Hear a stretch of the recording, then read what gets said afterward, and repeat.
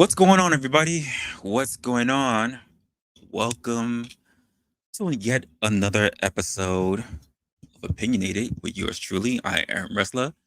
And of course, here on this channel, we discuss a whole bunch of different things, but the entire theme of everything is to give critical thought back to everyday people because of the things that we are bombarded with on a regular basis when it comes to lies, when it comes to false accusations, when it comes to false appearances of what we think of ourselves, when it comes to the complete and utter disrespect that we get from social media and influencing us on a regular basis, these damn influencers, these damn talk people, all the rhetoric that happens.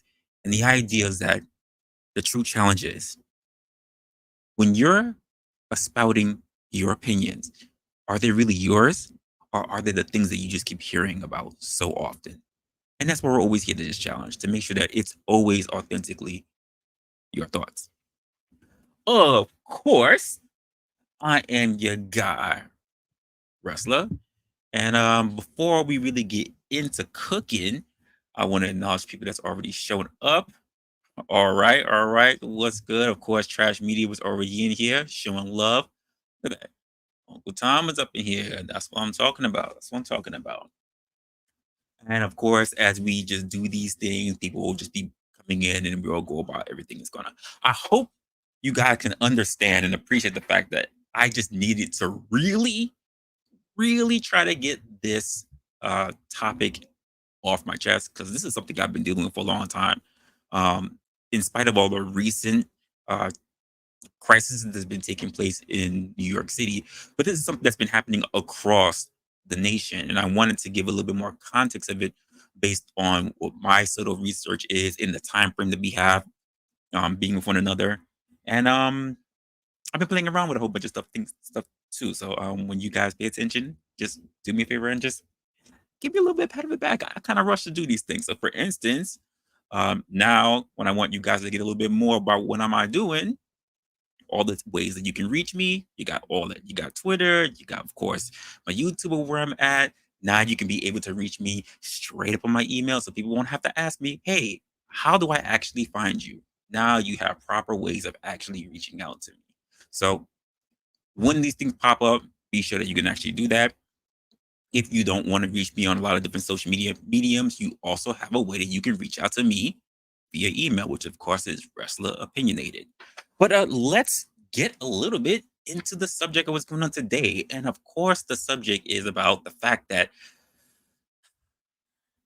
rent in general is just too goddamn high.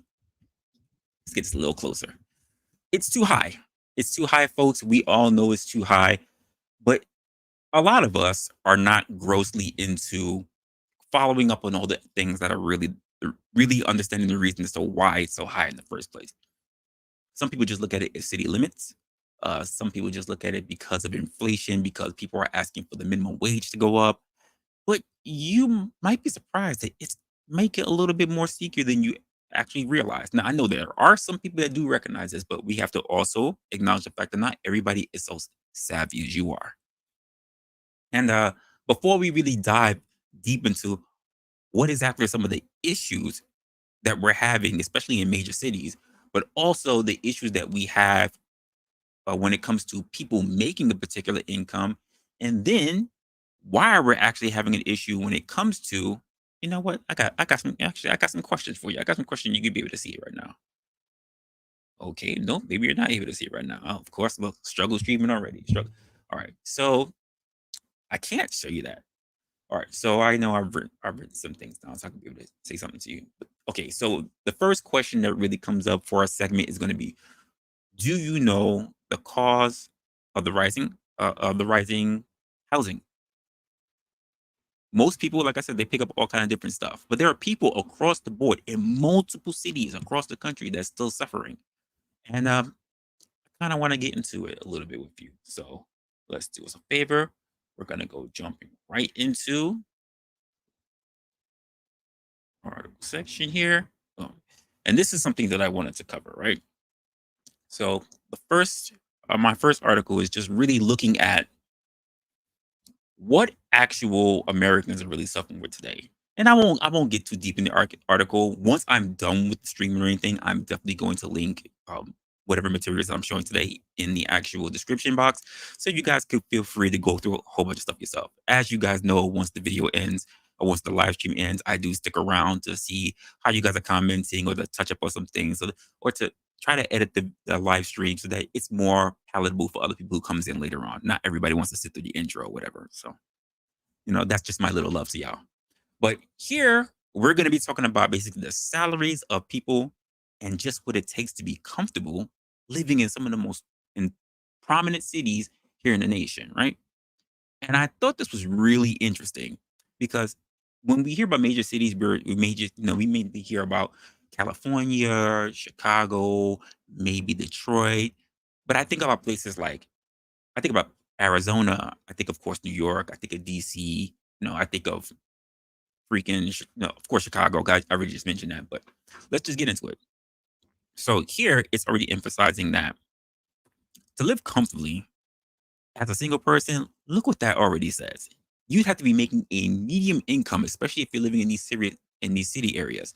And over here, it says that the metro areas, the medium income is, stay with me, 93,000. We're talking about almost 94,000. And that was just by the estimate that was made by Smart Asset.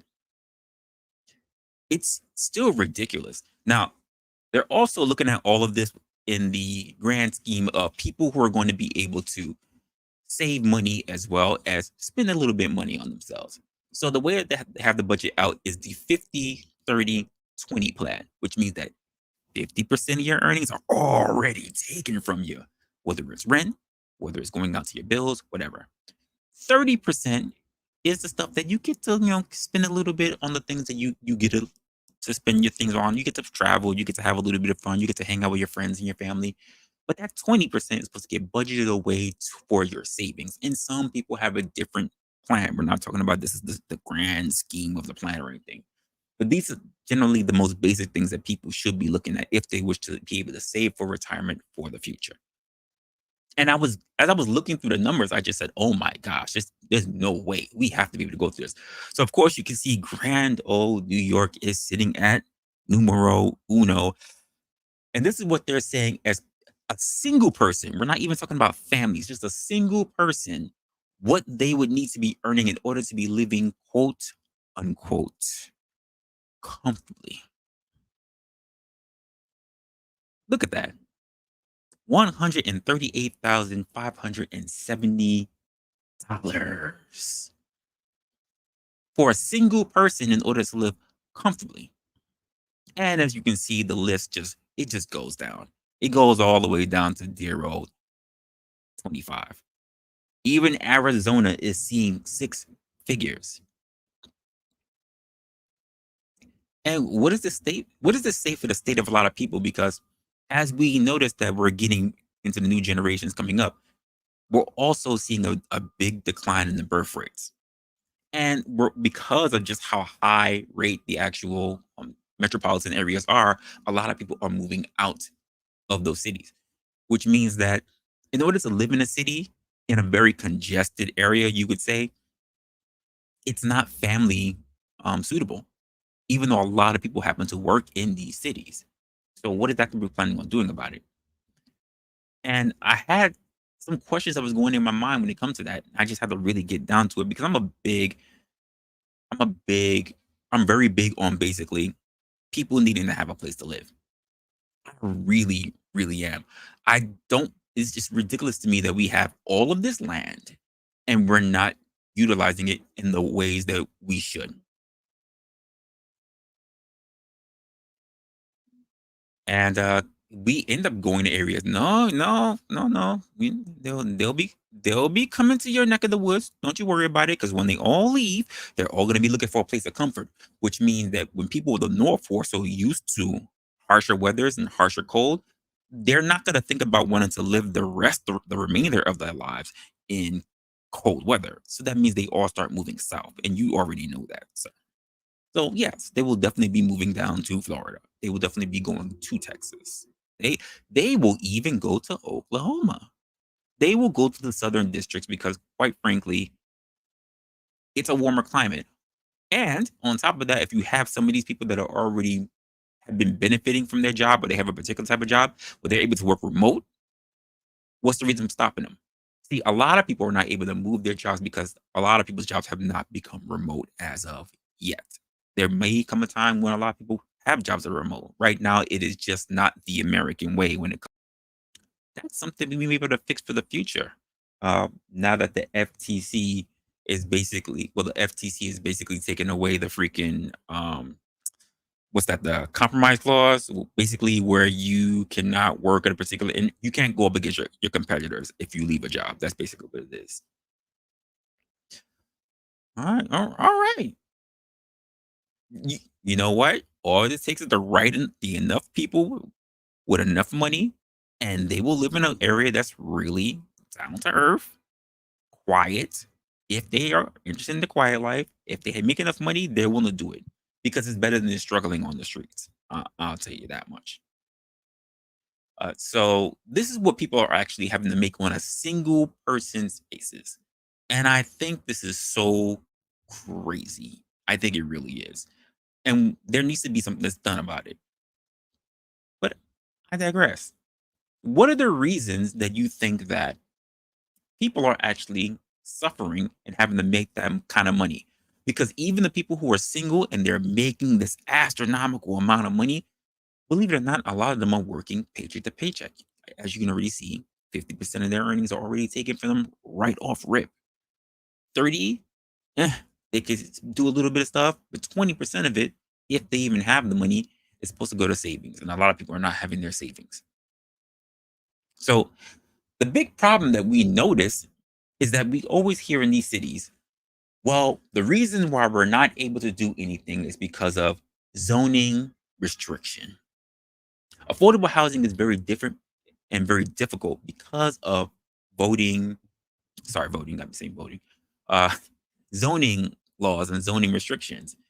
And I just said, you know what? Why we need to get deeper into this and try to figure out why is it that zoning restrictions are still being the very basic thing that's really being a problem for us. Now, I can understand in some areas of the suburbs or even out in the more countryside or whatever, but for places that are heavily populated and generally they are very multicultural. Why is it we're still struggling when it comes to zoning? Outside of just like kicking out houses that were already there to tear them down and bring up high rise. I get it. You want to live in your house. It's probably been passed on to your family. You want to hold on to it. I get that.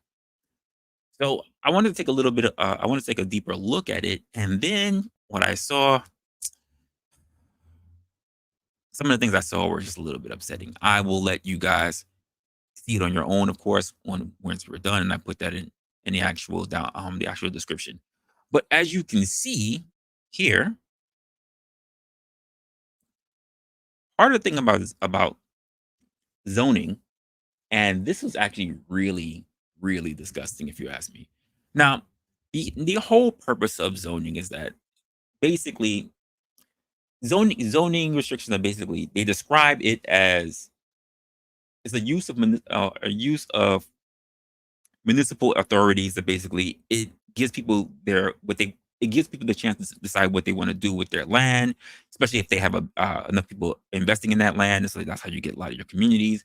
But it hasn't always had great things when it comes to it. For instance, it gives a lot of people the opportunity to deny other people residential access to it, whether this is from residentials, from commercial, from industries. While zoning laws or zoning restrictions have been a powerful tool, let's be honest, it doesn't really work well in everybody's jurisdiction because I look at the other things that are also involved when it comes to it. So you have discrimination that takes place. Yes, zoning restrictions come with discrimination. As you can already see here, when it comes to racial income segregation. This is something that's been going on for a long time. So, for instance, you got a nice little community going by. Let's just say you happen to be of a particular ethnicity that's not necessarily a part of that community, but you do have the income to be able to afford an actual unit there. And you will be basically voted out. You will basically be stonewalled. You will be made uncomfortable so that you will leave that particular community because of, you guessed it, zoning restrictions. It's not the only thing. There are economical disadvantages because you're not able to go in particular areas because of the way how they put up zoning restrictions, so that your kids, say if you do make a decent amount of money, your kids can't go to the best schools because those best schools are only held by people who are in a particular community. Now, I don't want to dive deep into race into this because that's not really the reason why I'm going into it, but there are some racial disparities that happen to be into it. Now, the other thing that you have are, of course, environmental concerns. And the environmental concerns are for people that are really get stuck in the city. So, for instance, they don't really breathe clean air a lot. They deal with a lot of hot conditions because everybody's pretty much on each other. When you're in these buildings, a lot of people go through overexposure and heat. You can die from a heat stroke. Like all this stuff is definitely things that take place. Hell, you can get that just being in the train station if it doesn't have proper ventilation. So you can, there's a lot of other obstacles that they can get from being in the trains. So there's definitely some impact in the environment and some health concerns when it comes to being in a particular city. But there's also the zoning restrictions within those particular areas. So for instance, it would be very difficult for someone as myself who be a black male and say I wanted to move to Chinatown. That's actually going to be a bit of a challenge because there's going to be a whole lot of people within that area who wants to preserve a particular type of community that may not want to have me be welcome there. Like, I could have an Asian girlfriend, I could speak the language or whatever, but if they just decide that it's not really a place that they want to have people like me, whatever the hell that means around, they may be inclined to want to fight tooth and nail for that. And again, I go back to the whole, in 2024, in the 21st century, since zoning restrictions have been a big prominent thing since the 20th century, why is it that we're still allowing, why are we still encouraging this economic growth for particular communities and only in particular areas? And it's basically restricting other people from having affordable housing or to be able to raise and benefit their family, especially when we talk about having a diverse city. Unless, regardless of where you live, people are always going to be heavily prejudiced or even racist. I would just lean on prejudice because I think everybody has a degree of being prejudiced. Now, other reasons for zoning restrictions that are also an issue are the rules for like single family zoning. Basically, that reduces basically the land that's available for new housing developments. So you may have a good amount of land that can go on to that can be built, but because that land has already been occupied or rather owned by multiple people within a particular district, there goes your zoning laws that are already kicking into place, and now you are unable to plot and create anything on that land that could ease the burden of the actual city. So keep in mind, zoning restrictions are actually restricting places like California, places like Chicago, places like Arizona, places like New York, places like DC from actually being able to create more housing.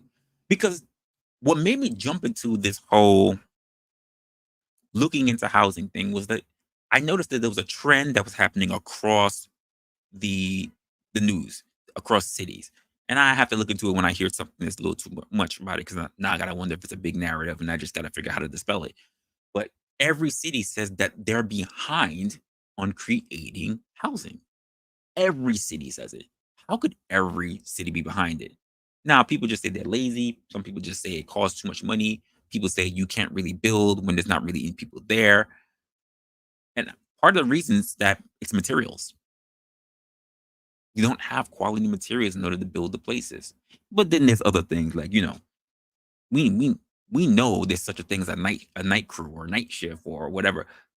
I we know there's a lot of big construction areas that they drain and they waste time because they want to make sure that they hold on to those contracts as long as possible to milk it for what it's worth. I get it as a business strategy. I get it. But it doesn't really help a lot of people who do need affordable housing. When I say affordable housing, I'm not saying low income housing. I'm just saying affordable housing. Because that's the main crux of what we're talking about. Why rent is so high. And we're going to get down to that because I do have a culprit in mind. Now, other things that are a problem is that because of particular jurisdiction, right? Because of this actual zoning restriction, you can't have houses that are being developed on particular land because of those particular areas. But because of that, that's an inflation cost when it comes to housing projects. It makes them less affordable because when something does get put there, it's got to go up to a particular market value. There's something to that I'm going to get to later with you guys. Now, zoning rules like density, like there's a density reducing regulation. I didn't even know that. So they have a thing where they don't want a lot of people being in a particular area, whether it is available or not. And that's really crazy to me. So the way how they do that is that they only build a certain amount of plots, and then there's still a minimum size requirement as to how many people can live in that plot. Unless it's like multifamily housing, they really restrict how many people can be in a particular residence. And I'm like, that's wild to me. But that was a new thing that I had to learn. But the big thing that zoning practices are on that tends to be the big crux for a lot of people are just exclusionary practices. That's really the largest thing of all the things when it comes to zoning. I mean, you have these affluent communities that are basically boost the property value. Again, inflation. They boost the property value in order to restrict people from lower income families, from lower income residents, to be able to move into those areas. And again, it could be a racial thing because a lot of things that I look at seems to be it's linked to the increase in racial and economic segregation. And it's exacerbated as you take a look through the timelines. And to think that these things may still be prominent today. For instance, we see it with the people who are well off to do. Why would you be in this area? And we see it even within condo and co-op communities. They feel they're in a particular club and they all have to vote on whether you can even be able to have property because they have to see if you're the right fit for their community. Keep in mind, it's not like once you're voted in, you don't have to pay rent. So what the hell?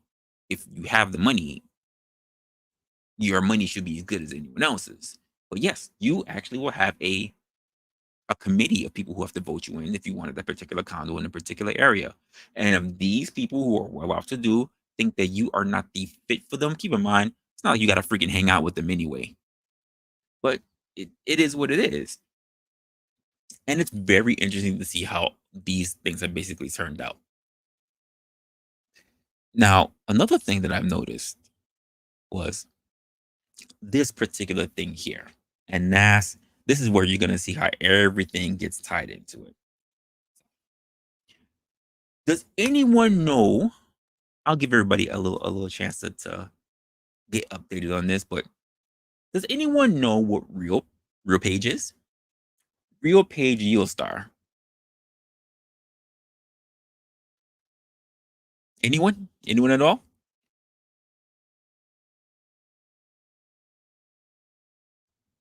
I assume that some of us have houses. I assume that some of us own houses and rent them out to other people.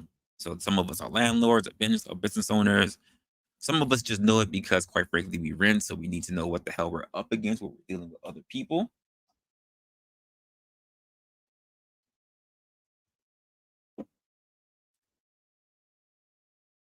Hey, Locksmith, what's good? CCD, what's going on? Yvette, what's going on? So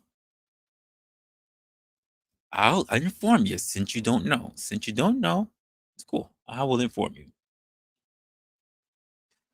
So This is gonna upset me. I already feel it. So much I have to go through in this. So RealPage is an actual company, and it's been bought a couple of times over, but it's a company that deals in algorithm for housing. So the way it worked before was that landlords who competed with one another had to compete. Who had the lower houser, who had the higher houser, who had the most tenants, yada yada yada.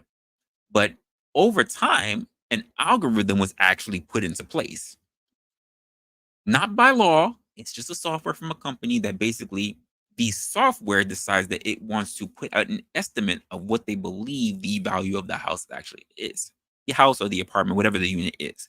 And landlords, instead of having morals because the the algorithm does not have any morals, have just opted out to just say that the algorithm, I'm just going to follow what the algorithm is. Now, there's also some caveats to that because I've heard the other sides when it comes to landlords as well saying that they had to actually put what the actual algorithm listed because of, I guess, contract things that are up there saying that if this is the thing that's advised and that's what you have to do, they can't just go back as long as it's the actual unit that's in place. Now, whether there's some validity to that, I really don't know. I'm not obviously signed up to the actual software program, so I can't really say what's what.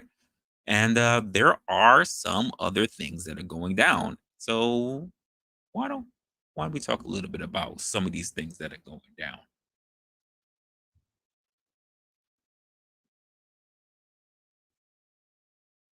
The average rent in the United States across all forms of housing is over $1,950 a month.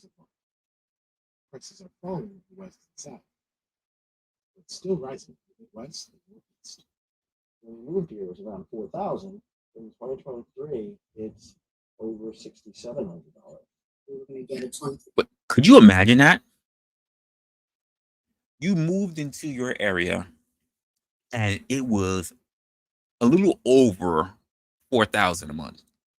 And within the span of 1 year, he went from just over 4 grand to being almost 7 grand a month. And we've already seen that. In fact, we saw it during the pandemic, didn't we? The huge hikes that everybody had. They would come in, they had their rent. Some of them even stabilized. Some of them had their leases. And then the moment their leases in, they went from paying whatever they were paying, and then all of a sudden they skyrocketed and they were paying like $500 more. What the hell's that? How does that make sense? I've explained this before, but I say it again. Just here in New York City alone, right? But this is something that's been happening across the nation. The affordability of rent has just gotten so astronomical that it literally jumped up 12%. 12% in over 8 years. But yet, for the nation, wages only went up 2%. How does that make sense?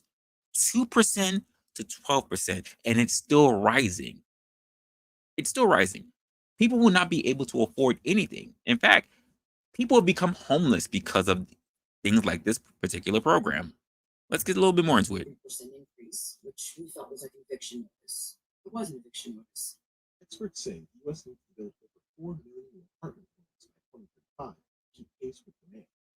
Otherwise, the pricing power of landlords may grow. There's not enough. So I do have a question about that, right? This has been my thing. And I always want to see where this goes because I see apartments being built up all the goddamn time now. I know they say they're slow on building apartments, whatever. But my question, and it's never been answered yet, and I've been going on Reddit just to see what people are going to say, whatever. Maybe there's some landlord in there that felt a little butthurt. He wants to answer the question. But what is the point? What is the purpose in building apartments, right? If they're only going to cost the same as the apartments that are already astronomically high. It's just a question. How is it still affordable? Explain that to me. How is it if you're on the lower end of Manhattan, say you're somewhere in the financial district, people are paying around on the high end 5.6K a month on rent. Not a house, not a condo that they're trying to buy, they're trying to pay to own up. It's just rent. And we're only talking about maybe a two-bedroom. Maybe. It might be a one-bedroom, and that still would be over three. How does that make sense? Then you turn around and you build other housing buildings in still these same areas. And then when you look to see what the actual rent's going to be, it's high. It's super high. So you built an entire new skyscraper, essentially, and no one is able to afford it. No one. How exactly is this going to be helping out everybody? Now you'll have units that are there and they're up and they're available and no one can use them. Housing in the U.S. So guys like us that own 80,000 well-located apartments, we're still in a pretty good spot. A group of large landlords is now being sued for their approach to business. The lawsuits focus on their agreements with RealPage, a major provider of property management software. Effectively, RealPage is facilitating a housing cartel. Yes, they're purposely making people homeless. Even the woman said it was earlier. Basically, they got the rent hike. It was pretty much an eviction notice. There's no way they can be able to afford that. I'm just saying. That's pretty much what it was. That's true. The landlords owe their tenants money. What will that mean for the future of home rental prices in the United States?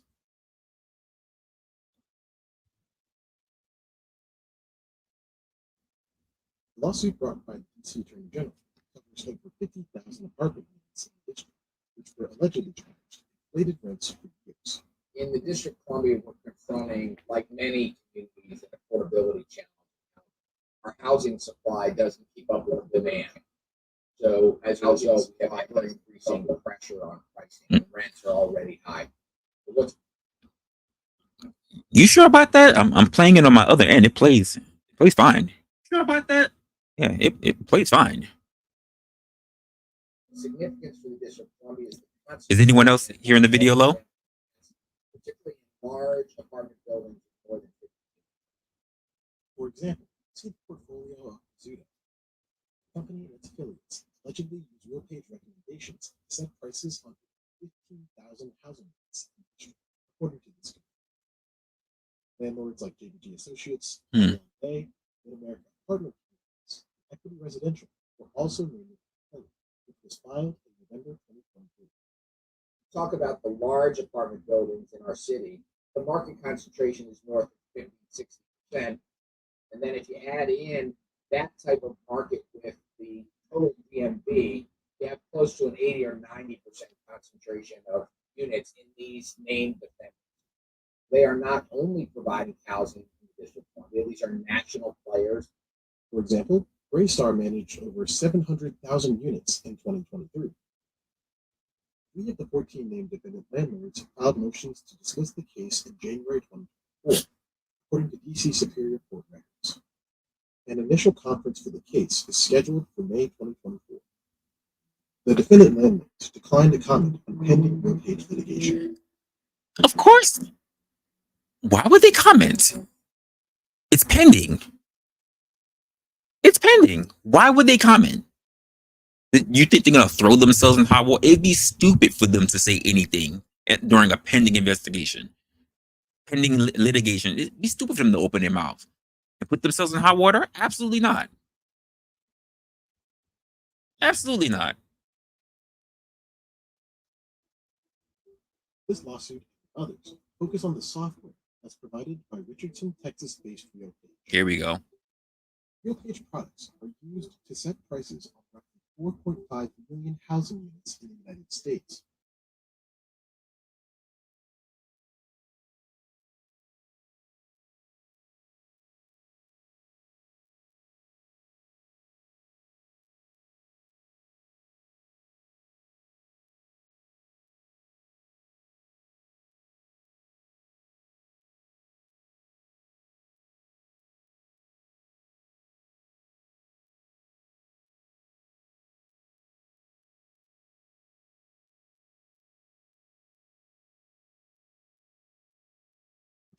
That was my fault. That was my across fault. all forms of litigation. This lawsuit and others focus on the software takes empathy out of the equation so they can charge whatever the software tells them. You said the video is muted now?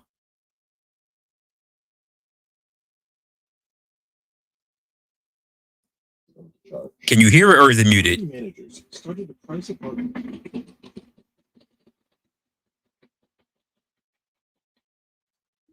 products in the mid 2000s. It's pretty much unequivocal. Just turning the system on and letting the program.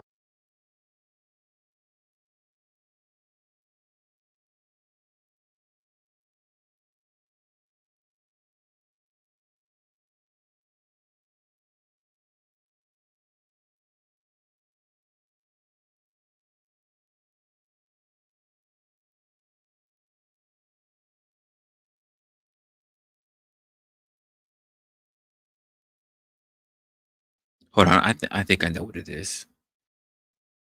This thing's acting crazy. Hold on. Hold on. Let's see if this will do the trick. The average rent in the United States. You should be able to hear it now. Products in the mid 2000s. It's pretty much unequivocal.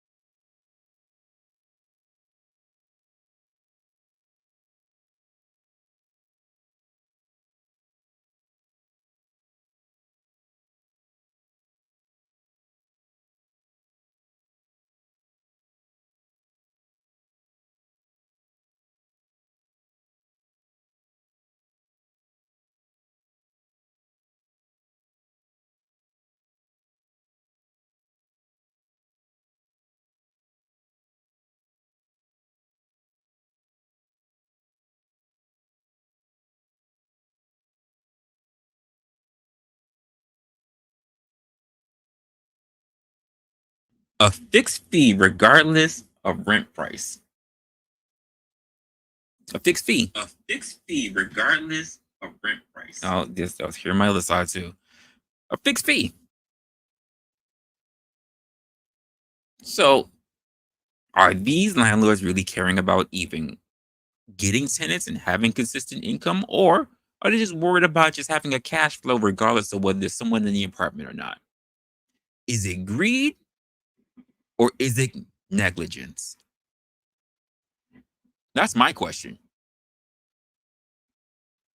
That's my question. So we still got the whole zoning thing, and now we got landlords that are possibly just in it for money, even if a place stays empty. And keep in mind, that means also, if you have this program that is already going above what the actual threshold is, and then it keeps trying to raise because it's trying to get you from 2 to 7%, right? That means it's jacking up the prices. And since landlords are not competing with each other, they're just relying on an algorithm that's doing all the work for them, which quite frankly should be illegal. Should be illegal. Pretty sure it's on the stance of being illegal. They're actually responsible for the housing crisis. Those are your culprits. Those are your culprits, but they're not the only ones. Because here's what you didn't know, guys. Real Star, this place, this Real Page Geostar, it's used all over the country. It has a 95% rating. Almost everywhere in the US uses this algorithm. So everywhere is getting hijacked. Everywhere is getting hiked up prices. The reason why, a strong reason why we are in the particular housing crisis as to why things we cannot afford to have a roof over our head is because of this program. And that is the reason why you basically have these guys, these attorneys going after people, going after these guys. And they're going after the landlords, but it's going to be hard for them to even go after the company itself. Here's the worst part about that company when I was doing my research. They're aware of it. They're aware of it. So the question in my mind is like, so do we have like a housing cartel? We're using AIs to basically build a housing cartel? It's very interesting. What happens with the proceeds is that the private equity giant Thoma Bravo, which acquired RealPage for $10.2 billion in 2021. In court filings, Thoma Bravo claimed that it's not liable for the acts of its subsidiary. The Attorney General in D.C. says local landlords comply with RealPage's recommended prices over 90% of the time. Our complaint alleged 90% of the time. Keep in mind, it's a suggestion. They didn't have to do it, but they saw how much money was involved and they decided to do it regardless. So if you were going, so for instance, if you were going looking at a nice apartment for, say, let's just say 1,300, right? Let's just say it was a 1-bedroom, 1,300. Good luck now. But that algorithm would say this is not a fair price for this, even though it's in this particular area. We're gonna boost it up and we're gonna make it 1,800 instead of 1,300. And the landlord, because he wants that 1,800, right, might be sitting on that particular house, that apartment, whatever, for months or even years, because they're just looking at what could be when someone is either naive or desperate enough that they'll pay out that kind of money, rather than you get a long-term committed tenant who can pay you the money now. Because well, 13 is not as much as 18, so I'll just have it sitting empty, still paying for that place being empty, by the way, and say, I'll just wait until someone is a sucker enough to pay 18, rather than get some money now and someone who could be reliable. Because the truth of the matter, you might pick somebody up who's paying the 18 and they might still trash your place. Just saying. It's crazy. is that the terms of agreement that the landlords and property owners agree to compel those landlords to charge the rents that the algorithm that RealPage creates spits out. So rather than making independent decisions on what the market here in DC calls for in terms of filling. I wish that was the case. This has nothing to do with it. See, they're distracted. People are out here.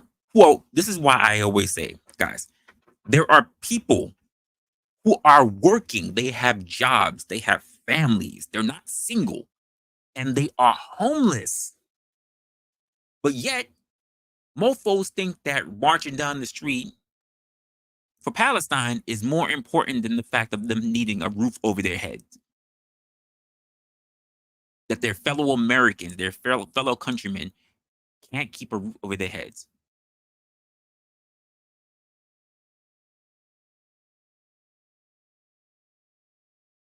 How is that more important? How is it more important to ban graduating hijabi women from, from speaking at like commencement speeches when they work their asses off because of the things that they say, which they're allowed to say it because of freedom of speech? How is that more important than the fact that you may not even have a job getting out of college? How is that more important than what your pronouns are? Guess what? Your pronouns won't matter when you're homeless. They will not. Not one day. Not one. What bathroom you decide to go to won't matter when you're homeless. I can guarantee you that. Where you get your next meal will not matter. You will have bigger things on your plate. And again, we have people out here now. We have people out here now who are Gen Z struggling to get work amidst all our, let's just say it, future illegal residents. Future but illegal residents who will most likely be in the next voting cycle. Vying for jobs. Keep in mind, for jobs that are basically already on a side hustle side hustle ban, how are they gonna be working unless they take jobs that are already meant for actual legal Americans? It's just a question. Because we literally are talking about haves and have-nots early in the game. And places like Canada is taking a look at us and going, shit, if we don't get our act together now, because it's already here in our areas, we're going to be screwed. We're going to be even in a worse place. And again, for our suburbs, for our country, y'all think y'all sitting safe. You're not. Because the moment that all these people who came to these cities realize they can't get anything, whether they are already residents or whether they realize that they're not going to get anything unless they leave, they're going to go to the country. And there's nothing you can do about it. Especially if you have people who are politicians that are willing to bring them in. People have no problem hiding amongst other states. They've been doing it for generations and they'll still continue to do it. There's just really no getting around that.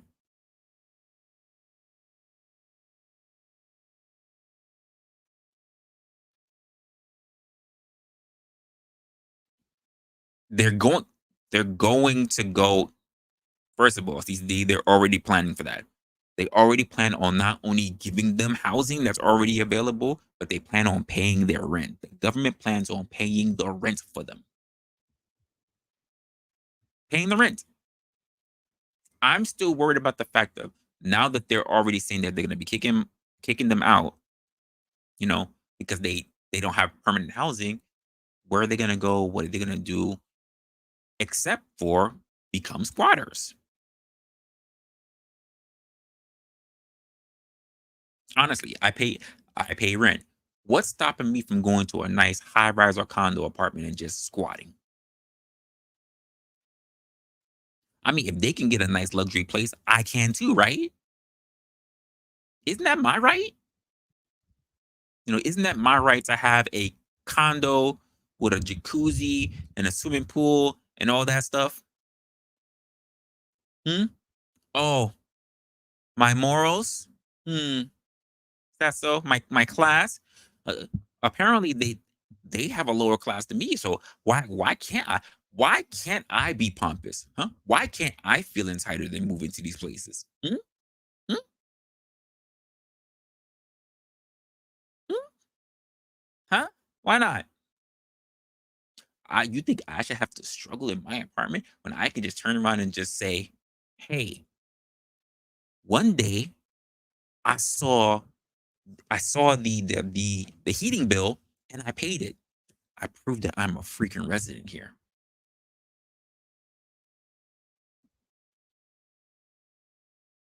No one's gonna be in these places. It'll be easy to miss people for a month. All you need, and here in New York, all you need is 30 days. 30 days.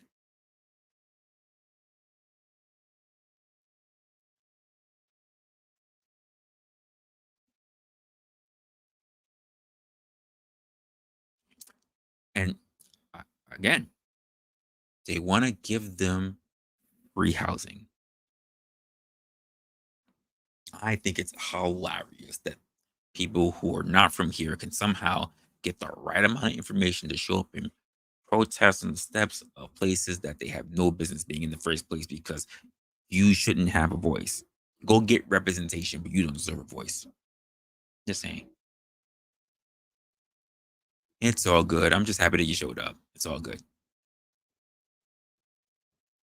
Anyway, let's move on for this one. But this is pretty much the people who are pretty much getting away with all this stuff. Now, in my lovely state of New York, let's hear some of the BS that I was already talking to you about. Let's see if they have an actual plan. For the first time in more than 50 years, New York City is facing a major housing crunch, according to a survey by the Department of Housing Preservation and Development. The city's vacancy rate has dropped to 1.4%, the lowest since 1968. As the demand of living in New York City continues to grow. 1968. And the sad part about it, guys, we're not even talking about the city. They're leaving the state too. I was looking on rental apps and they were all pointing to me all to go upstate New York. We're talking about people leaving the city and the state in houses and everything. It's crazy right now.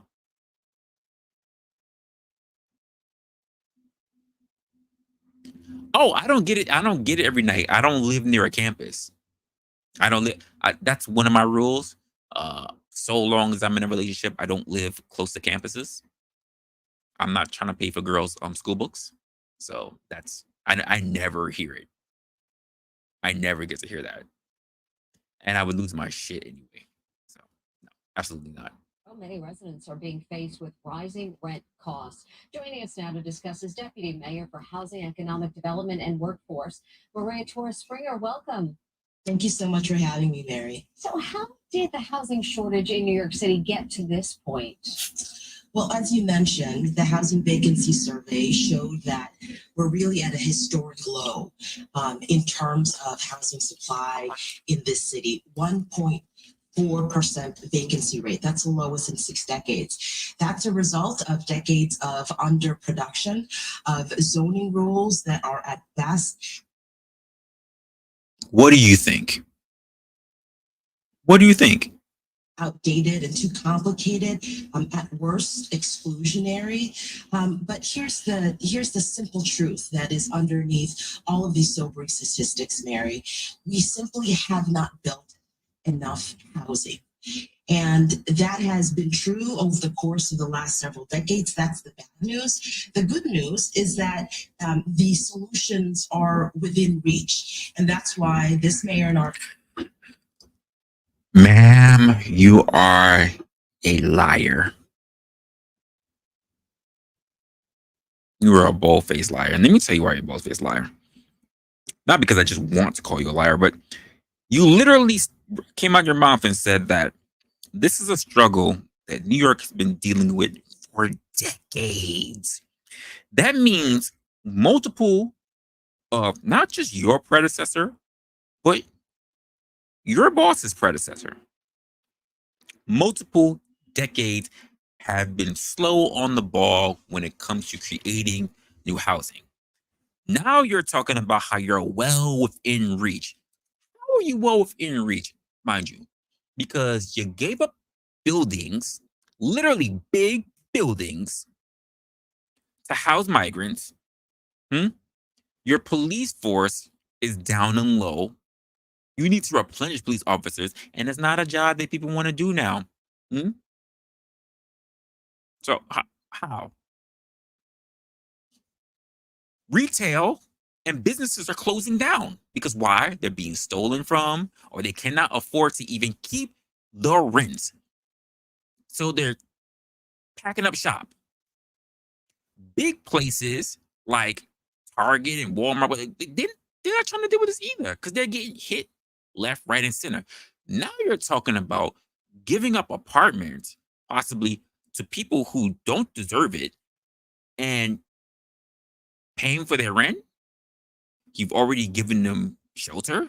You've already given them access to food. You've given them health care. Like, what? What more? And as much as I'll even say this, because we see in the news that, there's a lot of crime happening. Believe it or not, crime has actually decreased in New York. The crime that does happen gets highlighted, so it makes you think that New York is very, very dangerous. But believe it or not, crime is actually dying. Is actually down. But what did we get? We got an increase of police in the subways and an increase of the National Guard in the subways. It's costing money, by the way. And I hope it doesn't happen. But our dear Mayor Adams is suggesting putting in an AI system. I wish I would have thought about bringing this article for you guys. He's thinking about putting in an AI system that will detect guns when you're walking through. When you walk through the turnstiles to actually go onto the train because they're trying to mitigate incidents that happen on the train. Keep in mind, I just finished telling you that crime is actually low in New York. But because New York is still unsafe, he's going to invest in an AI program that when you walk through, is going to scan you as you walk through to try to mitigate the chances of you having a gun so they can arrest you to see if you actually are a felon. Because you might just have a carry permit. See if you are a felon. And if you are, you got problems, right? Oh, you say, huh? No. Check this out. I got something for that. This AI program, guess what? It has an 85% chance of being wrong. 85. And even of the 25 that was still sitting there, it was still getting shit wrong. The higher scanning it did, the more it screwed up. Check that out. And it's only for guns. If you walk through with a knife, A-okay. Walk through with a box cutter, A-okay. The higher it scans, the worse it gets. And the low setting is for like automatic rifles. Hey, Kai, what's going on? It's like automatic rifles. When it scans as high as it can for like a Glock or even a smaller weapon, all over the board. It was confusing everybody. And when I say confusing everybody, it was confusing. How do you confuse a Glock with an umbrella? Let that simmer for a moment.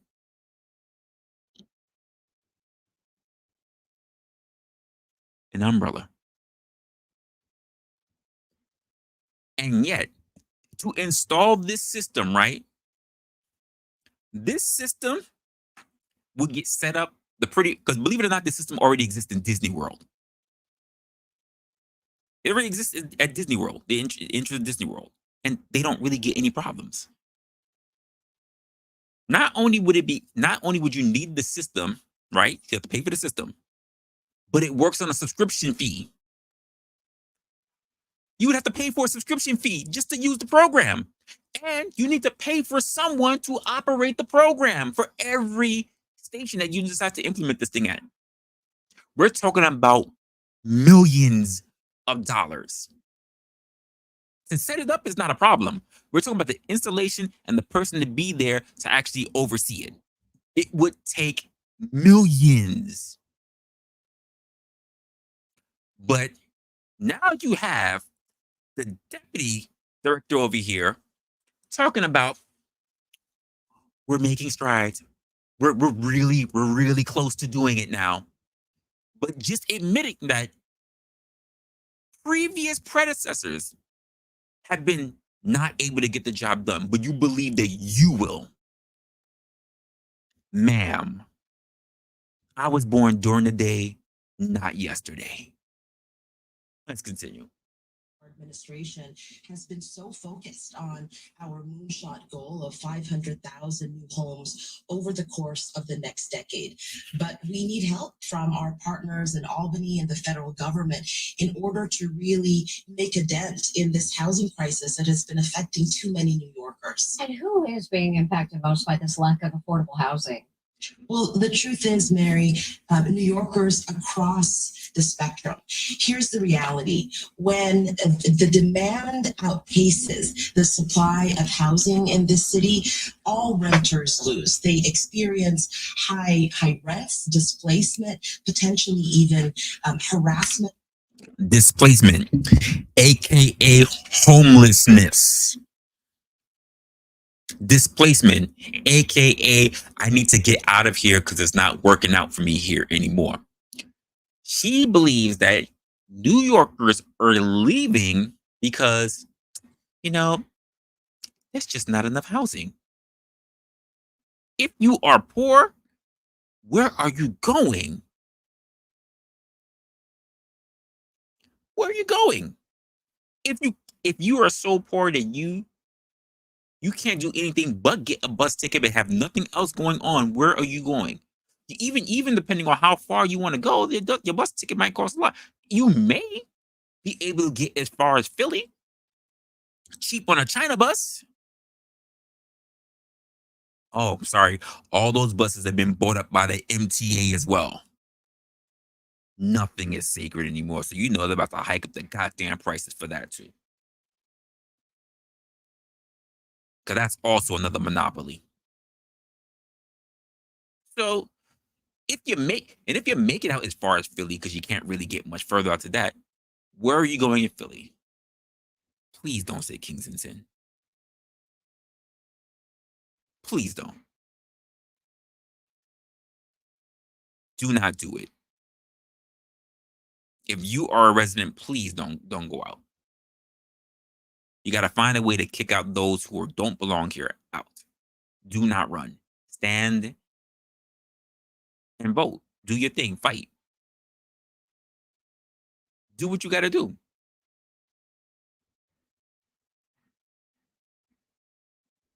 She absolutely is a liar.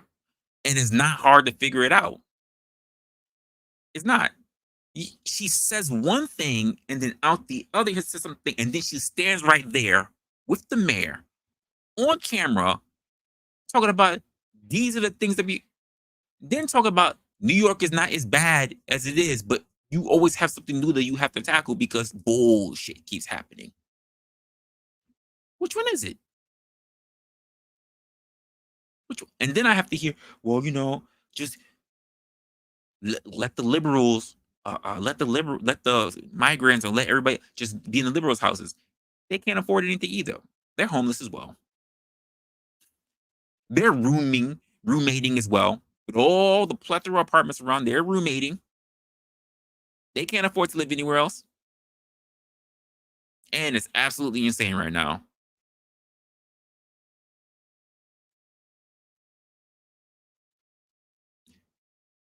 Pretty much. That's pretty much it, Kai.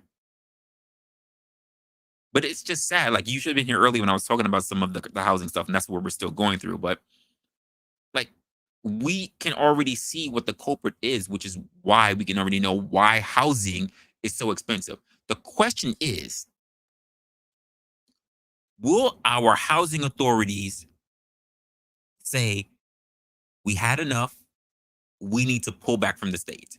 Is the government going to be willing to pull back from the states? Because the states have obviously effed it up. Landlords have been so greedy that they effed it up.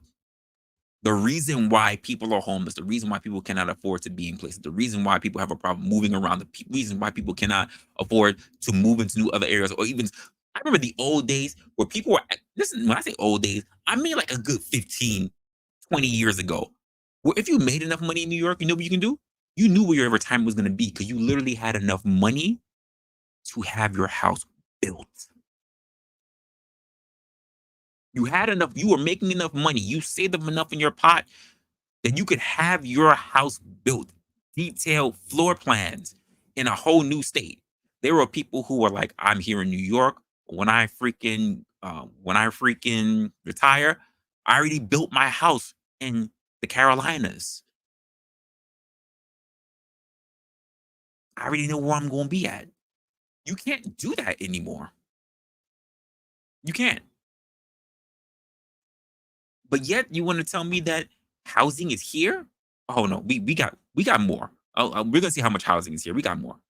From landlords. And so these are families who want to strike out on their own and raise children in New York. They are older New Yorkers. They are working class people who are really trying to make a go here in this greatest city in the world, but are getting priced out.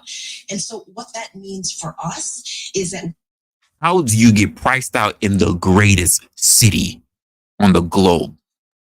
Make that make sense. We have to redouble our efforts, and we're doing just that. So, as I mentioned earlier, the mayor has a moonshot goal of 500,000 new homes. Here's moonshot goal. We gonna just let the words fly by like that. Moonshot, a moonshot goal. We gonna let that fly by. You got a better. What I just heard was that you have a better chance of hitting a fly with a dart. A moonshot goal.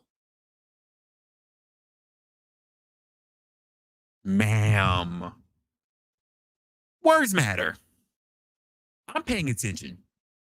Here's what that means for us. It means that we are building faster. We're streamlining all of the complicated processes in order to build. We're building everywhere. And what we have in our City of Yes for housing opportunity is the most pro-housing set of proposals since the start of the zoning code. And we're building across all neighborhoods of the city. But as I mentioned, those tools are not enough. And that's why we've really been working very closely with our partners in Albany in order to get common sense tools that are needed to boost supply in this city. They include new tax incentives to spur more rental housing. It includes another program to ensure that as offices convert, we get more housing, or removing an. That was one of the points I wanted to get to. That's one of the things I wanted to get to that point right there. Offices being converted into housing. Keep in mind, we have tons of real estate offices not being used. Plenty of it that they have to convert it into actual housing. Now, what's the problem with that? Problem with that is that it was never suitable for housing itself. Some of them, for what I've seen, some of the designs of them, they looking pretty nice. But the majority of them, no. No. And then what do you do with the people who already have? Imagine this. You need an apartment. They converted houses within this big building full of nothing but real estate for business, right? Are you supposed to have your floor between a law firm and somewhere else? How does that really work out? How do you even safeguard security at that point? Oh yeah, I live on the 20th floor. The businesses can't really stay there then because you open up too much traffic for safety. Like, what are we doing? And then on top of that, if you're already stating that you're behind on building infrastructure for housing, right? That means that you converting actual real estate, actual retail space, you're slow on that too. You're slow because you have to break some of that shit down to rebuild it. What are we? Come on. Artificial cap in density that we need in order to make sure that we're building in transit rich and job rich districts of our city. So she just finished talking about density. I already just mentioned that when I was talking about zoning restrictions. Then she said where? In the financial areas where it has most transit. So we're talking about train systems. You cannot, if you live close to a train, you're going to be paying an astronomical price. I know. Believe me, I know. And I love living near trains. To me, if I am not basically 10 minutes near a train, I'm not living out there. If I'm not driving and I have to be commuting, If I'm not in a 10-minute walk to a train, I'm not really trying to move out there. 10-minute walk. I'm willing to spend, if it really pours down cats and dogs, I am willing to walk 10 minutes through discussing this. 10 minutes. I'm not going to stand at a bus stop and get hailed on. I'm not going to be poured down like the entire road is pissing on me for a half an hour walk, because I know I can pretty much beat a bus somewhere. It's not happening. So if it's not a 10-minute walk for me, I'm not really doing it. I'm not. And now she's talking about where are they focusing on building up housing? In the major metropolitan area. But again, you building all these apartments, and then when I see them on the market, they cost just as much as the apartments that were already for sale. Who's going to be able to afford these things? How are they affordable? To who? This is why I say anyone who's pretty much in the city, a lot of these people that you see, they're not even native New Yorkers. They've migrated in. They're not true New Yorkers. They're not born and bred here.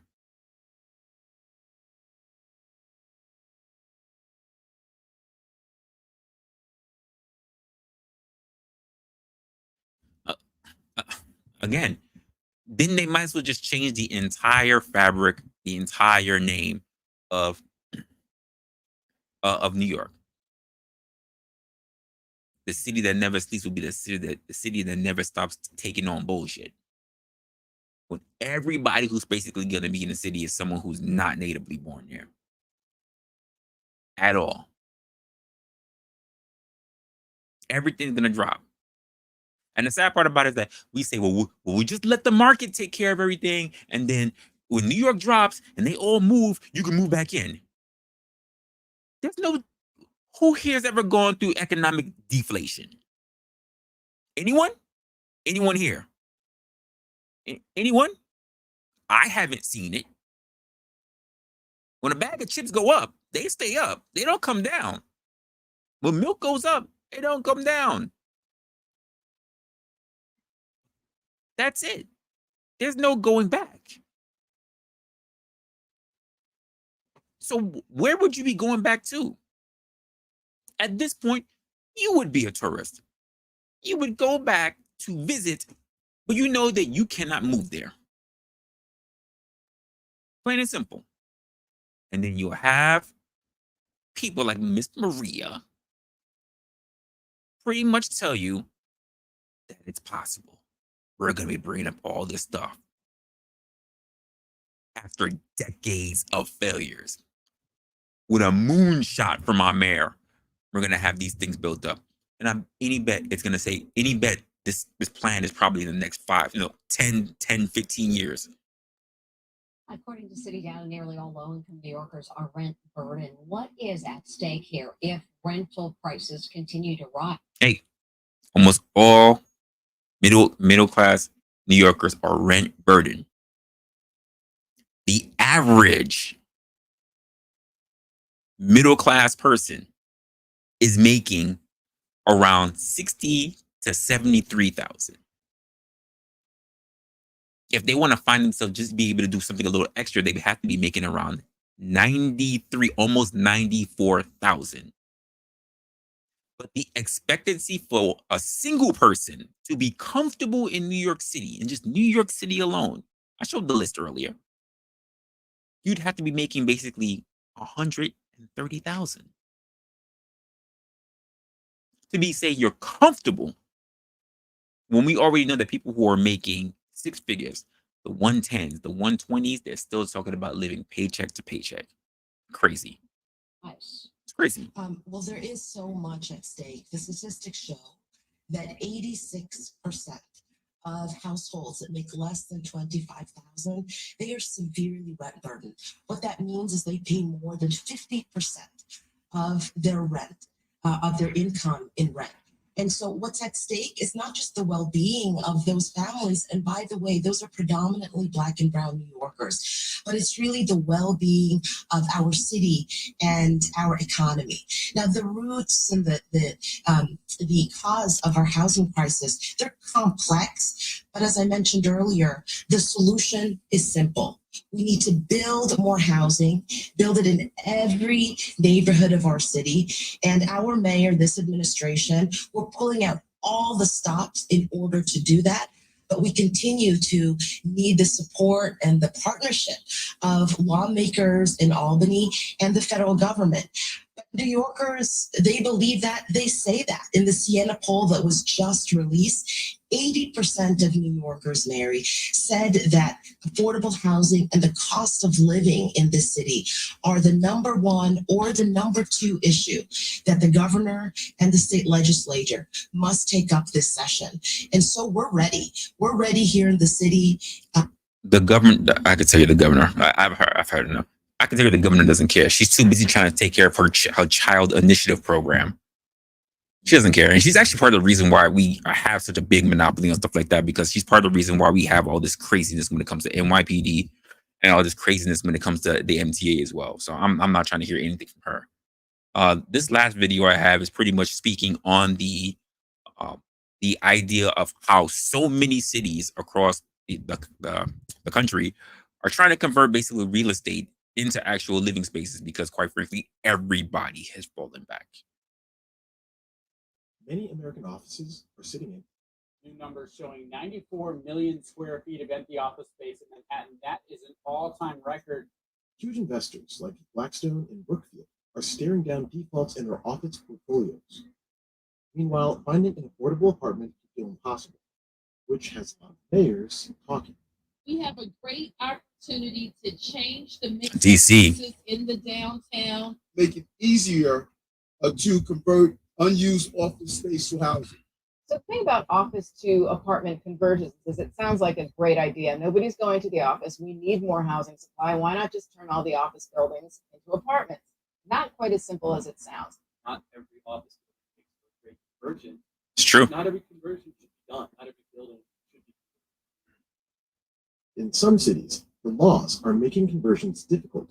It was about 3% of the New York stock that we saw as being convertible. And that took into account differential of price between offices and apartments, which has not actually diverged as much as people may think. But in places that have a lot of older office buildings, there's a lot of conversion activity happening.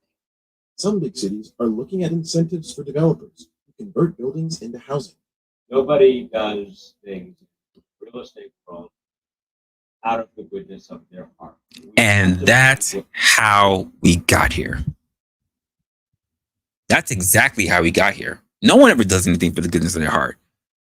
And they jacked it up for everyone to line their pockets.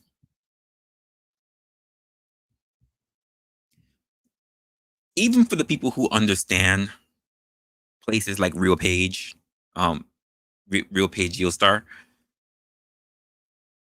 landlords will basically tell tenants that they're unable to negotiate their rent because this is what the fixed rate is. Keep in mind, the estimates that freaking algorithm gets is only a suggestion.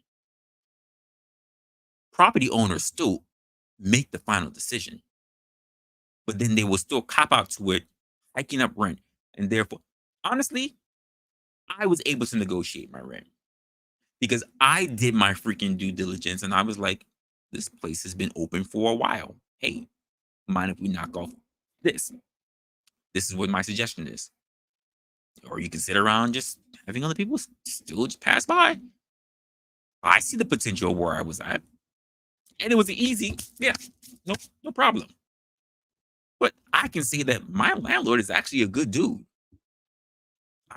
I've met plenty of landlords who have not been. Like, not even a little bit. I think someone said it earlier. Like, I've met plenty of landlords who are on drugs. Supers too. I've seen them. So I get it. And you don't want to be put in that situation. I've had landlords who have been on who have been on drugs. I have had supers who had drinking problems and been on drugs. I had supers that had women issues.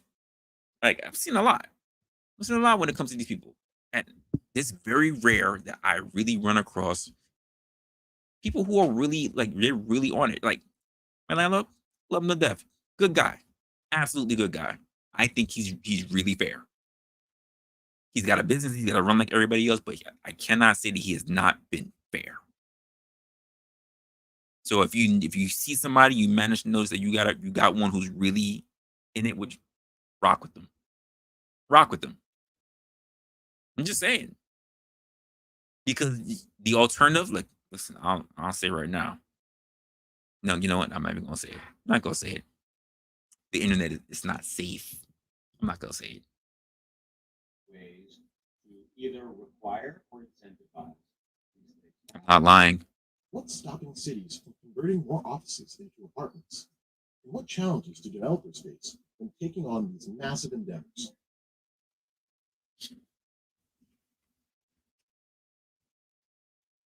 The office conversion trend is heating up in a small group of cities, led by Washington, D.C. and Philadelphia. Really? We are right now in the Popular Building in Philadelphia. The building was built approximately 100 years ago as offices and entered space for strawberry juice. So there's giant This is a big warehouse. This building is one of several conversions conducted by. It doesn't look bad from the outside. Physically, they have had some characteristics that people can for instance, 100 feet wide. 400 feet long.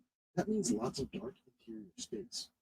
The first consideration for Like a railroad. is about access to light and air. That's why you see in some situations real creative redevelopment for driving a door in the middle of the building to allow for additional windows in the middle. We took a building that was a perfect rectangle, carved it into an E. It's extremely complicated. Interesting. It's expensive. You also have issues of where does the plumbing lines run? And it's not. Yeah, I was thinking that in my head. Like, so where's all their plumbing? Because that means they're in very limited places. Because you have to think about it. You have now buildings that pretty much try to run lines all in one particular area. That's mainly for your sinks, mainly for your sewage. Like, if the bathrooms are mainly like they're just one big. And don't get me wrong, they have buildings that are just like there's a lot of apartment buildings like this, but now you're talking about a huge structure. Most of those places are just gonna have bathrooms in one particular area. Sounds silly, but you got to have a bathroom in every apartment or more than Every one. apartment. And if you only have a single line of plumbing or a single area of plumbing, because think about the offices, the bathrooms are only in one part. It's going to be much more Just said that. expensive to convert that. Builders call this technique massing, and it comes in different levels of intensity.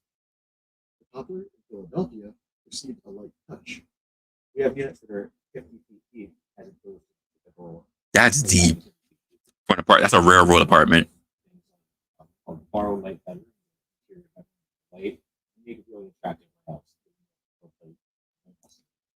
That Kingdom, that's really weird. Because like other people are saying that, and then I play it back because I'm listening to streams on my other, and I can hear it just fine. So I'm just trying to figure out what's going on.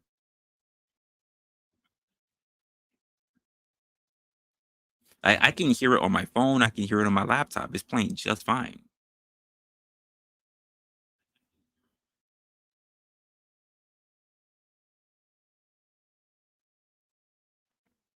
I gotta figure out what's going on with that.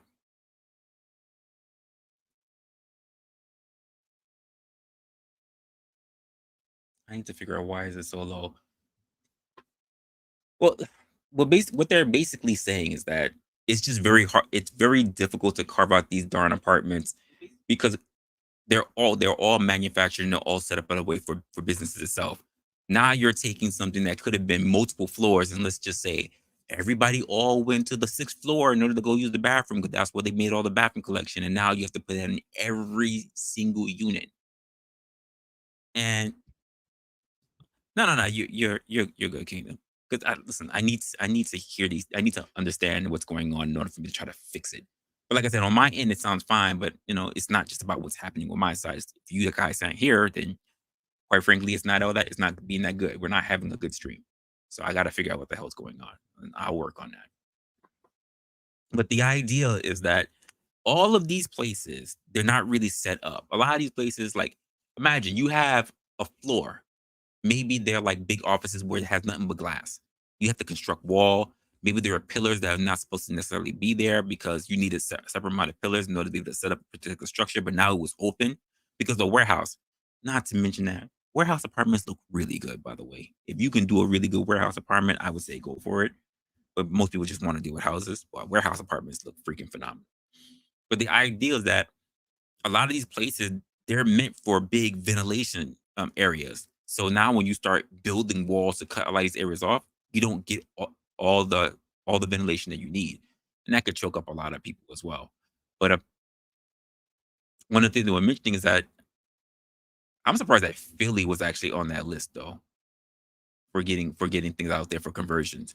I really thought it was going to be on New York because I've seen some stupid ideas that they have for freaking for housing there. And what was this one here? So yeah, San Francisco is definitely having their own problem when it comes to housing because quite frankly, they have too much real estate. But that's their problem for being in San Francisco. I think the only thing I ever saw that was nice about San Francisco with passing by was probably Chinatown. Outside of that, I don't remember much about San Fran at all. And that's pretty much what I have right now. As far as the things I want to talk about when it came to this, we have a big housing crisis, right? And the fact of the matter is that no one is trying to get things done the way that they needs to be done. And it's super annoying because everybody's saying the same damn thing, which is we don't have enough. We don't have enough this. We don't have enough that. We don't have enough this. We don't have enough that. But I see them spending money everywhere and on everyone that doesn't mean anything to the greater majority of your people.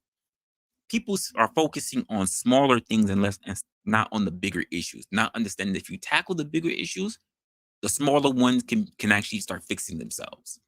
So if you can fix a jobs issue, you can then start focus on a housing issue. You can fix the housing issue, then you can start worried about housing for everybody else. Because the majority of the time is that you have all this abundance of housing and then you're not taking care of the people that need to be taken care of. Because if this was just about people who were just disenfranchising the people who were just homeless, I got it. But the fact of the matter is that so many people who are homeless are actually working makes no sense to me. I say this as well. We talk about stacking people on top of each other because of all this housing, right? Why aren't people instead of worrying about petitioning the government to just start pouring money into your cities? Because quite frankly, you don't want to deal with sanctuary cities anymore. Believe me, I don't want to deal with it. But then why is it we don't think about petitioning to the government to open up what? Ghost towns. Build them up. Do something, make something of those projects, and then therefore you can throw these people into it and they can start up a life instead of sitting here trying to steal from other people that basically cannot do anything for themselves. And when I say steal, I mean steal the opportunities of housing that wasn't earned. Because if you earn it, cool, that's no problem. And we're not talking about you. We're talking about those that sit back, basically scratching their nuts and expect to get something. Especially when we have our future that's coming up, the millennials, the zennials and even freaking alpha who's coming up, and they won't have any chance because they're already suffering through the work crisis is going on here. They're already going through it. They're graduating and not able to find stable work. And yet people who just walked in here, haven't been here a full year, are trying to be promised something. And it's crazy. A lot of single adults, folks, for those who are single, right? Not all of you are. But let's just put yourself in this predicament. If you were single again, right? Do you want to be living with roommates? Is that something to my guys? Would you want to be living with roommates, or would you rather have a place by yourself? To my ladies, do you really want to be rooming it with a bunch of ladies, or would you rather have a place to yourself? for the majority of people, I think they'd rather have a place to themselves. Unless these people happen to be your best friends, really, which most people who are roommating are not friends. They're strangers who got packed in together, and then they gotta make things work. You gotta hope to trust these people. And I've heard terrible things when it comes to I've heard of the fights, I've heard all kind of stuff. I've heard uh, roommates who sleep with other roommates, partners, and then stuff goes wild. I've heard all kind of crap. And I'm just going, really? That's reality? But most of the people I know want to be by themselves. Even some of the most women that I know want to live by themselves. They want to be in their mess by themselves. They do. Most of my guys, they want to be by themselves. They don't really want to worry about the other guy who doesn't take care of himself in the same way. They don't want to have to bring over guests, bring over company, and there are other factors that can be very embarrassing. But how do we do that if so many people are single? That's not even a majority when it comes to being in the city. But at the same time, a lot of people who happen to be in the city are actually single because places like New York, places like Los Angeles, places in Chicago, like they're not family friendly. So that means places that are people are meeting and then they have to now make children. Guess what they have to do? They have to leave the city. Oh, wait a minute. If they're leaving the city, where are they going? They're not most likely going to another city. They're going to a neighborhood near you. And then we turn around and say, we don't want them in our state. I always say this, and I'm going to continue to say it because people don't listen. Stop waiting to when bullshit hits your door. You need to be proactive. And I don't mean the people that's just there in their own city. If you are on the outside and you don't want this mess coming on your doorstep, you need to be proactive. Instead of just sitting there waiting for when it comes to drop on your doorstep, you should be proactive to make sure that shit stays over there. Because while there are some people that's trying to make sure shit goes right here, there should be people on the outside trying to make sure that shit goes right here too. Because that's the problem we have with a lot of people, and people seem to be this way across the board. People are going to be people. We did it with community rights, with those community rights. We did it when it came to particular marriage. We did it when it came to particular voting strategies. We did it when it comes to immigration. Hell, we're kind of doing it when we keep talking about this whole thing about freaking reparations. We keep repeating mistakes. We keep repeating mistakes because of greed. Get out of your own damn way. For once, in your feeble, fickle, short lifespan, could you think about someone else outside of yourself? Well, I'm an activist. I do think about other people. No, you think about using other people. You are still heavily greedy. Like these damn migrants. Like these damn landlords. Like our politicians who turn around and say that they understand the plight of New Yorkers, but then they waste every other opportunity because they will only cater to the few and not to the masses.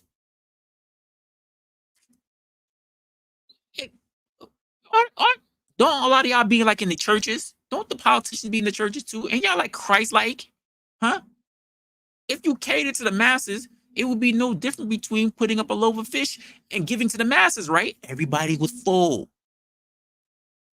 Loaves of fish, just give to everybody. He didn't say for the few. He didn't say any, mini, mighty, mo, and just gave to those people. Gave to everyone. To the masses. Because I get tired of seeing y'all politicians up in churches. But y'all, every time a few people say something because they scream really loud, you focus on them. Instead of just saying, shut the fuck up. All these people to worry about here. You shut the fuck up.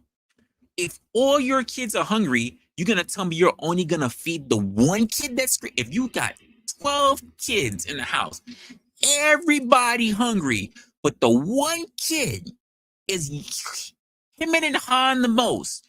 You only gonna focus on feeding that one kid to keep that one kid quiet while everybody else's bellies are crowding too? What kind of strategy is that? What is that? And we do it every time. We do not miss. People don't miss on that. It's astonishing. Everybody's trying to reinvent the wheel. I'm like, stop it. Why don't you just try making a good triangle? I know you like the circle. Let's try an octagon. How about that? Because every time I see you, especially you politicians, you move like squares. Stay fucking shit up. We need to stop. We need to stop. And then when we need to stop, we also need to start. And that means that everybody else who needs to be putting everything on the local level to make sure that we're doing what we're supposed to do as Americans. Because not for nothing, and I hate to say it, but what you look at the news, you look at social media, you look at the paper, you can get up, walk down the street, walk into any populated area. Fuck walking down the street. And in case you ain't got streets, you got roads. I ain't gonna say walk down your dirt road.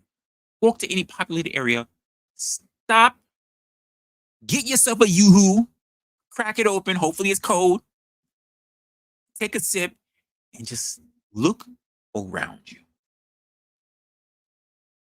Don't say shit. Don't even be quick to judge. Just look. Just observe. When you're doing that, right, ask yourself this question. For posterity's sake, are you still saying that we are still being great as a nation? Because we can easily see the decline. Are we still one of the greatest areas in the world? Absolutely. But I will say this like I've always said it. We can talk about how great we used to be. I will always remember my grandmother for this. Used to be's don't make no honey. The hive is dying. The hive is dying. We are not producing enough. The hive is in jeopardy. You don't even realize how many yellow jackets are around, just masquerading, looking like bees. We are worker bees because we do all the work and somehow we seem to take care of everybody else. I thought we were the greatest. Why is it we're not hornets? And now we provide so much substance to everybody else. The queens are dying. They can't repopulate. Not even quick enough. It was so sad. One of the previous lives that I did when I was talking about the African migrants, because as I was going through all the chats, talking to all the people in the comment section, rather, some of the things were very heartbreaking. I mean, I could be a little heartless, so it didn't really bother me too much. But some of the things that I heard were rather upsetting. Some, well, most mainly in these United States. Others, people from other countries. Other countries. Whether they were in the European land, whether they were up in Canada. I even heard some weird things that I can't even really say I can corroborate. A gentleman in Canada said that They receive so much migrants that the migrants that are already there are saying there's too many migrants. And as I sat and I thought about it, I said, I haven't traveled to talk to a whole lot of people as much as I used to. I cannot honestly say that I have run into any migrants who have ever told me that there's too many migrants here. Probably the opposite. The more the merrier, or they keep their mouth shut. I think if there's anyone who even say that there's too many migrants here, it's because they're already first generation Americans. They are not migrants. I have not run into a migrant or immigrant who turned around and said, we need more immigrants. I don't. But then you hear politicians say, we need immigrants. This is the immigrant country. If they take all the jobs because you need immigrants, what are you doing with your actual Americans? And that's why I asked the question to all of you, to those who are here now, to those who are going to be watching, those who manage to watch in the future, if this managed to get out to you. Is this the plan of our very nation to make America immigrant again?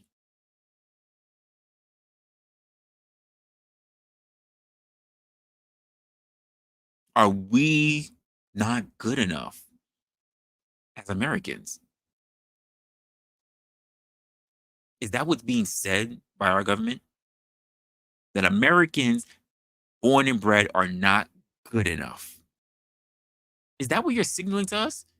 Because the way the treatment is ridiculous. And I mean from those who are struggling, those who are prospering, to those who are from our armed forces leaving, coming back home, from the treatment that they get. What the hell is going on here? Why is it that we pay the most, but we say that we're the greatest? Why is it we give away the most, but we're the greatest? Why is it that it seems as though just because we have more, that we should be giving more? When I do not recall, and I've heard it through government officials, I've heard it in the news, I've seen it in the newspapers, but I do not recall anyone that I've ever run across having conversations that just turned around and said, we should really be our brother's keeper to the rest of the world. That they said, I believe that we should take care of the rest of the world. I've never run across someone who's actually said that. I've ran across people who say, I mean, if it doesn't hurt us, but it does. It does. Whatever, I was thinking about even that the stream where these guys were talking about the thin blue line, right? Take care of them first. You go in-house first. And we don't have that now. What happened to America first? When I see the things that are most important to American citizens, and I mean mainly on college campuses, how can you chant about Gaza? How can you chant about Palestine? How can you talk about chanting for Egypt when we're talking about what's going on in Jordan? When we talk about what's going on in Iraq and Iran and Afghanistan, I always hear about someone else, especially in the desert. You got so much love for the desert, but not so much for being here. How is it you are more patriotic about other people's lands than you are your own?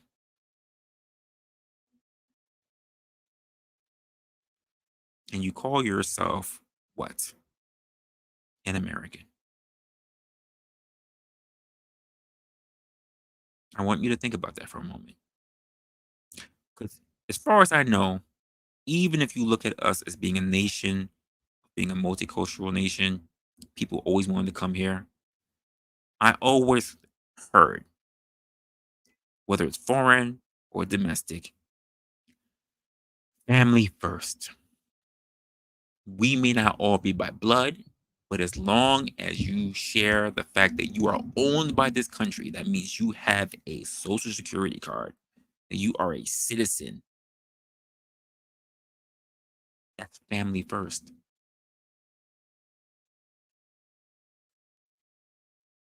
Why do we keep trying to celebrate and protect and admonish people who aren't family?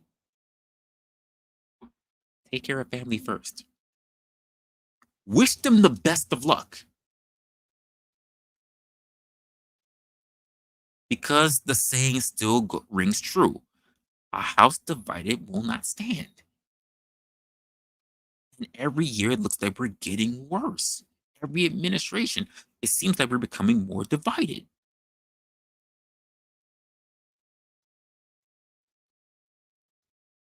If we are truly one of the greatest nations, I should not be hearing about all of this unemployment.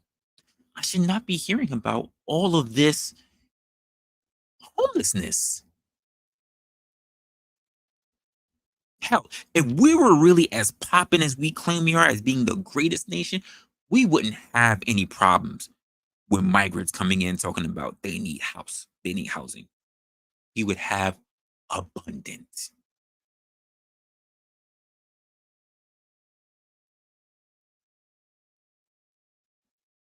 We would have abundance. But you cannot have abundance when not everybody's willing to go pull their weight for the harvest.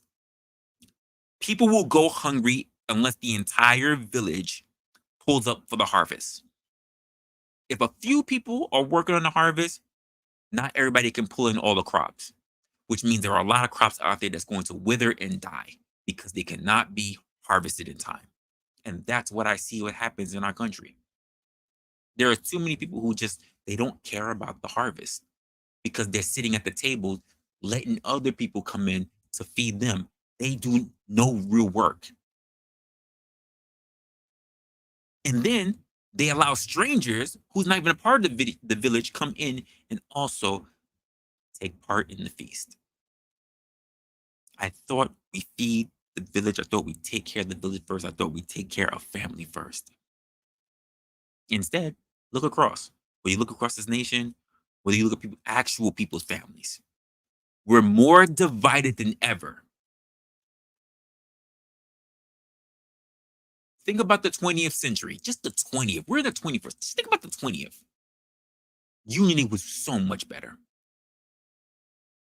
So much. And I hate to say it, because I almost made a video on this. But when I think of eugenics and race suicide, it's not hard to see happening now.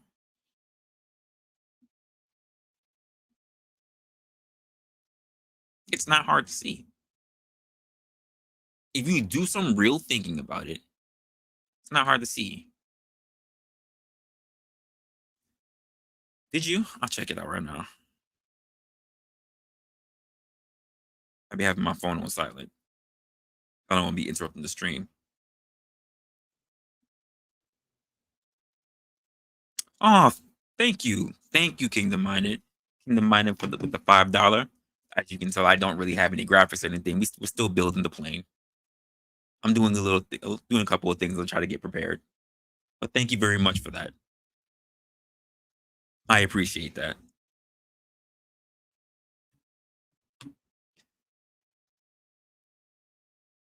They are giving the harvest away to strangers. They are.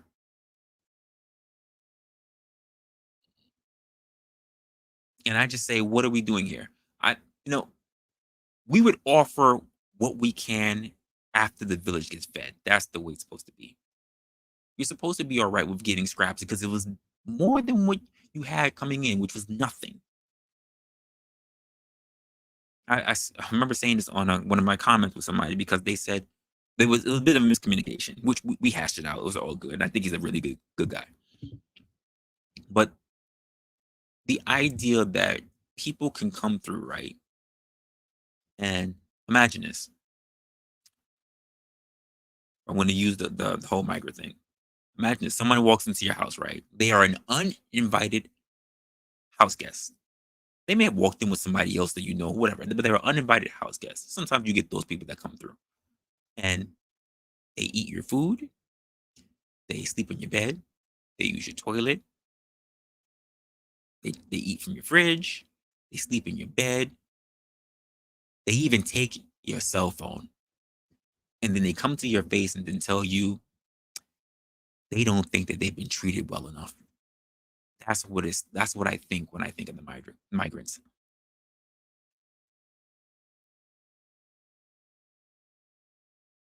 That's what I think of them. You came in, you took the clothes from my wardrobe, you ate my food, you slept in my bed, you drank my liquor. Like, you got everything that I worked for just handed to you. And then you say you don't think that you're being treated well.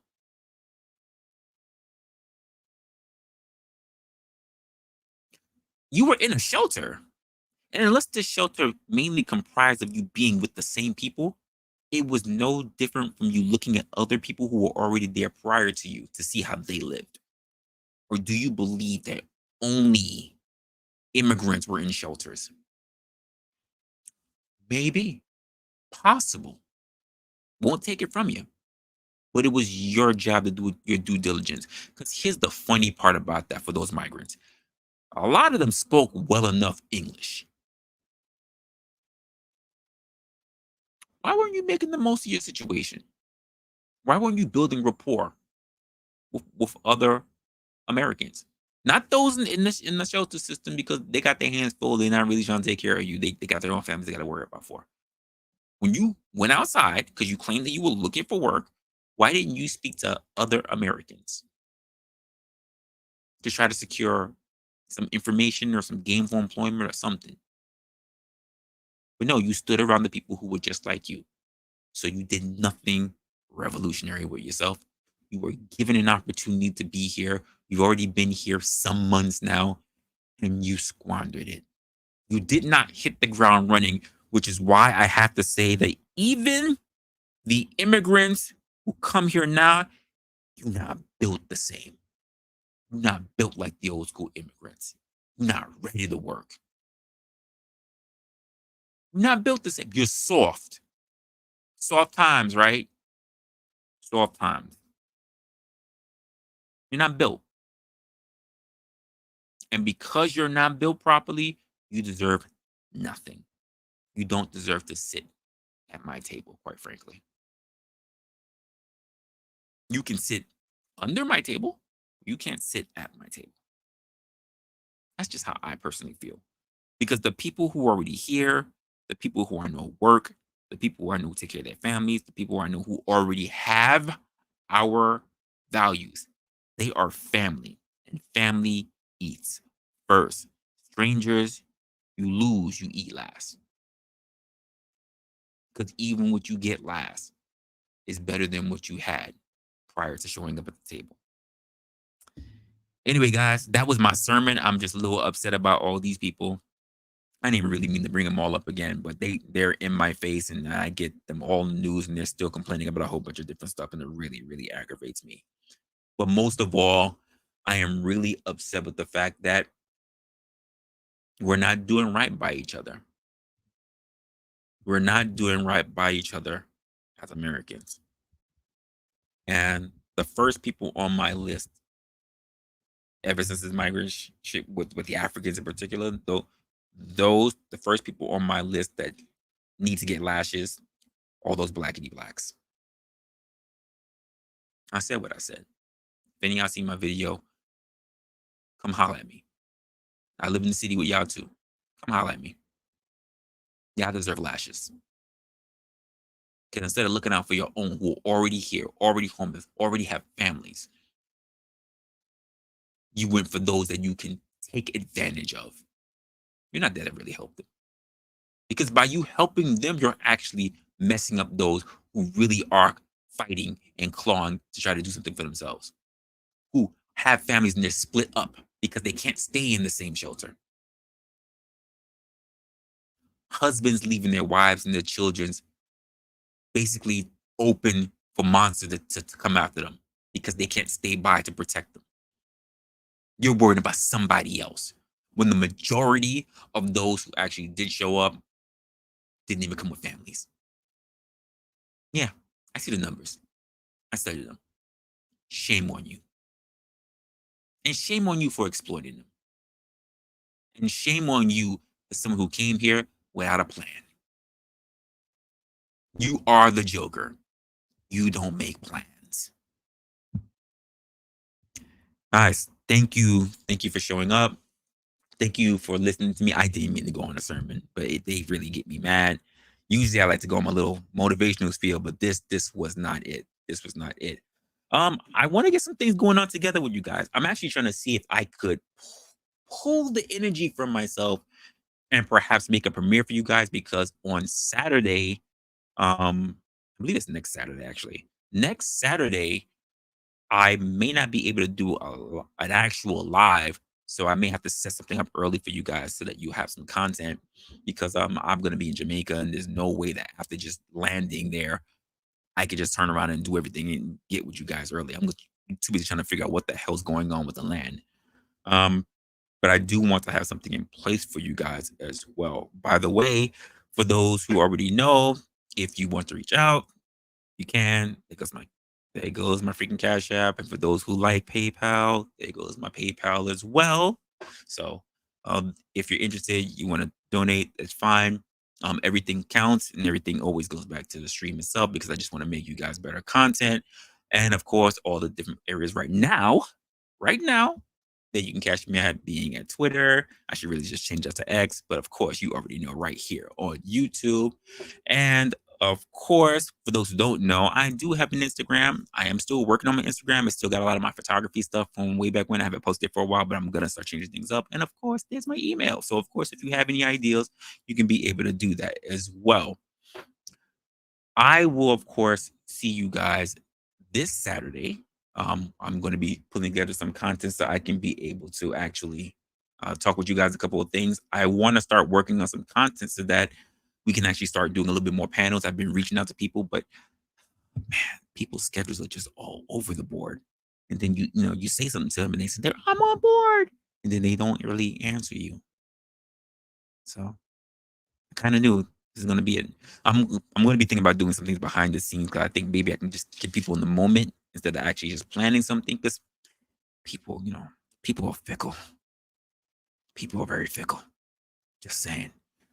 And outside of that, I will be doing whatever I can. I'm, of course, going to be sticking around a little bit after the stream. Make sure that I talk to anyone who wants to be able to talk to in the comment section, or whatever case may be. And that's absolutely true. That is the absolute truth. You can't make them drink anything, even for their own well-being. Can't even make them drink water when they say they're thirsty. That's the absolute truth. Outside of that, guys, it was great seeing you. Hopefully I get to see you on Saturday as well. If you know anybody who might be interested in this kind of content, that's a little bit thought-provoking, but somehow we got to make people think as well, because a lot of people are just sitting there being indoctrinated. So if you know anyone that can use this particular type of perspective, share the video. If you have not already, like the video. I'm going to try to work on content to be better, more tailored. It's just I'm really learning to script write a little better. And I will see you guys on the next one. Until then, you know how we're going to leave it. Stay opinionated. And I'll see you next time. And I'll probably show up for Conspiracy Wednesday, because I've been up and I'm not going to sleep. I'll see you guys later.